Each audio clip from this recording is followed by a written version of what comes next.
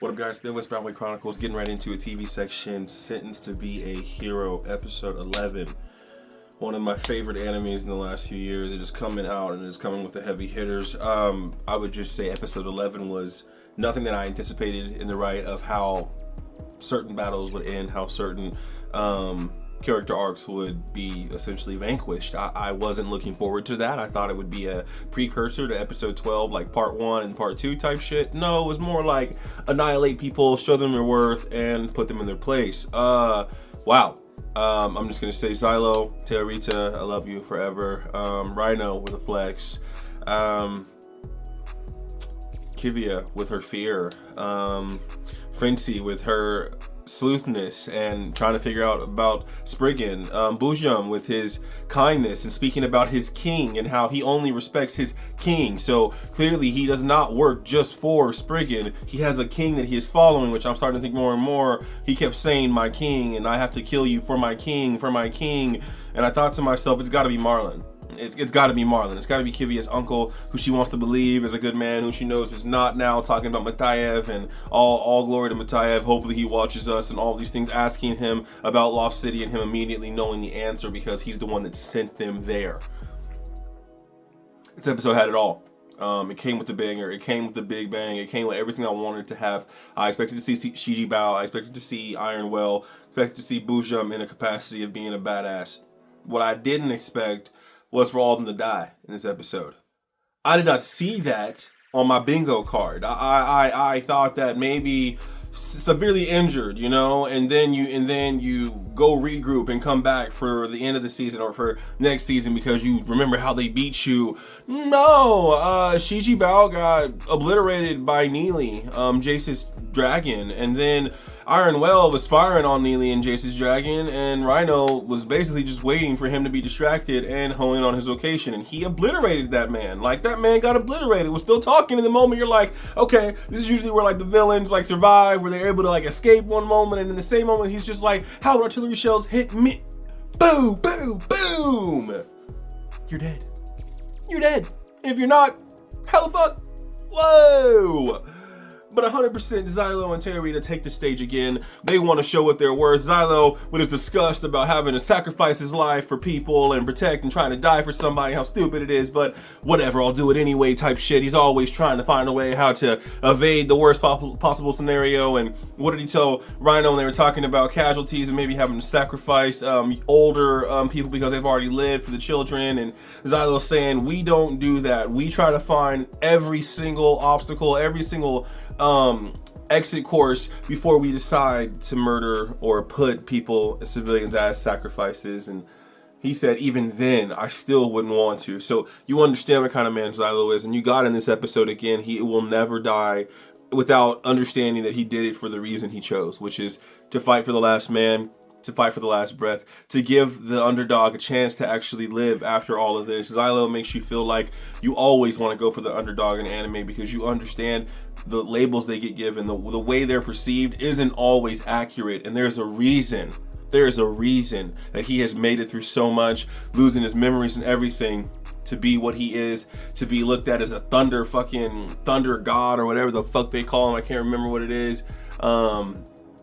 He does so much in an episode to get you to understand why you're frustrated watching him, because he tries to pretend he's not a super caring, loving man, but then in the same moment to just root for him because you know that he is standing in the fire and he is not afraid. Xylo does not give a fuck. He will keep going. He will keep pushing just to make sure one extra person survives, okay? He just really has been that man from day one. We love him for it, but it also pisses us off because we understand that's him kind of compromising his health, his well-being for everybody else but himself, and it kind of makes you worry that it could be the death of him. And we understand he can come back because he's a hero and all those things happen. At the same time as saying that, losing your memories, forgetting what you're here for, Teorita being worried when they're with their last big battle, that he may have forgotten her, and those kind of moments really do put that searing scar in your heart that you don't want Xylo to get to the level of almost dying, okay?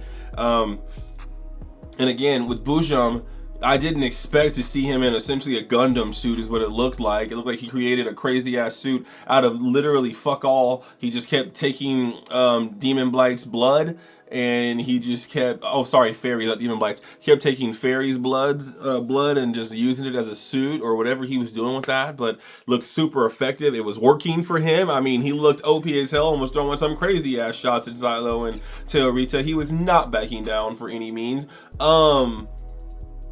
I thought that was really going to end in a different way. I mean, Xylo's getting nicked. He's getting cut up on his ankles and everything. I thought it was going to end with Xylo probably being dead to rights. When you see Teorita on the ground looking in fear, looking right at Bujum, you're thinking to yourself, oh shit, it might really be over. But of course, anime wants to hold our hearts in this contempt kind of position to know that they can just snatch it back when they choose or give us hope when they want to. So it was an immediate moment of watching Xylo look at Teorita and say, I don't want you to ever think victory isn't assured.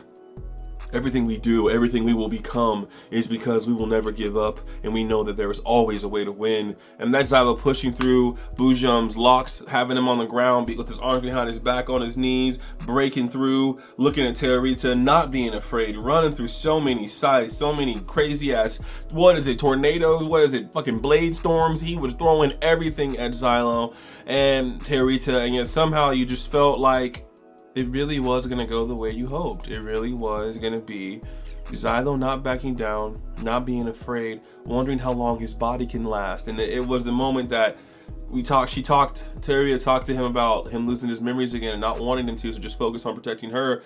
And then in the same moment before their final clash with Bujum, in that moment, it was him going back to his brain, remembering how much he cared, how much he was thinking about trying to read movements, do this, protect her, protect this, protect that, save himself, all these things, and says in the same moment, I've been here before, as if he already understands that he's going to get through this moment because he's already overcome moments just like this, just as bad as these.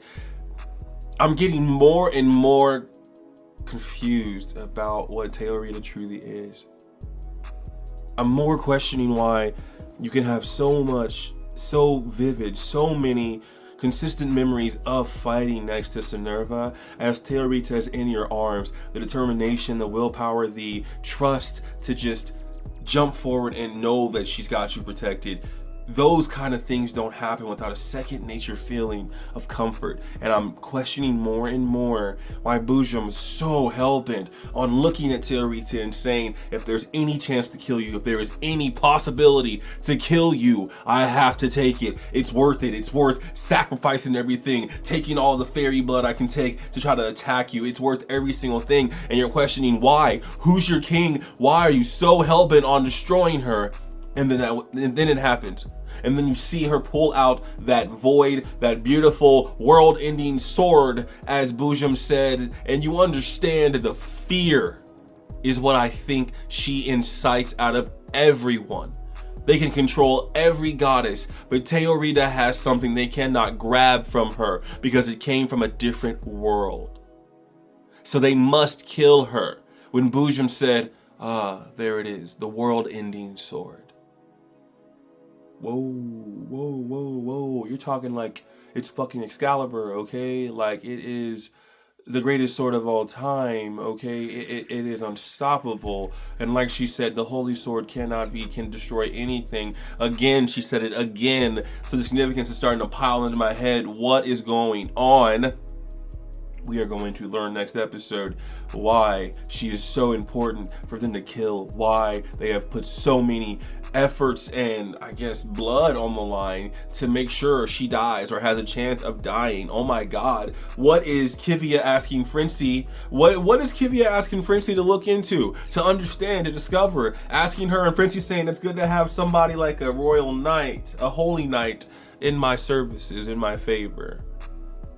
Clearly, it feels like she wants something on her uncle. She wants to learn something that she doesn't know about her uncle and what's going on. And her uncle just vanishes at the beginning of the episode. And my question immediately is, we haven't been able to see Spriggan now, and we haven't, her uncle vanishes, and I feel like that's the moment they're going to convene together and we're going to find something out. And I just think, like I've already questioned in so many animes, when they want to work with the evil entity, the humans trying to coexist, or humans trying to reform or do all these things, what ends up happening is when their position or their power is no longer necessary, they end up getting murdered, like more times than not. So I'm not going to be surprised, as I'm telling you guys this, if Marlin is talking to Spriggan next episode, and Spriggan realizes everything they wanted to happen didn't happen this time, and they have to move on and have to regroup. And knowing that, I think that it may turn into something where he looks at High Priest Marlin and he says, yeah, I really don't need you anymore, slice or something, because it doesn't matter to demon blights. It doesn't matter to monsters that can control and move how they want to. They don't give a shit about us, and they never will, but they always try to convince themselves, humans that is, that we can give them some value. All the power and influence that I have means nothing. All I gotta do is take your face. We already learned that Spriggan can literally take over people's bodies. How do you believe he wouldn't just kill her fucking uncle and just have all his position and power?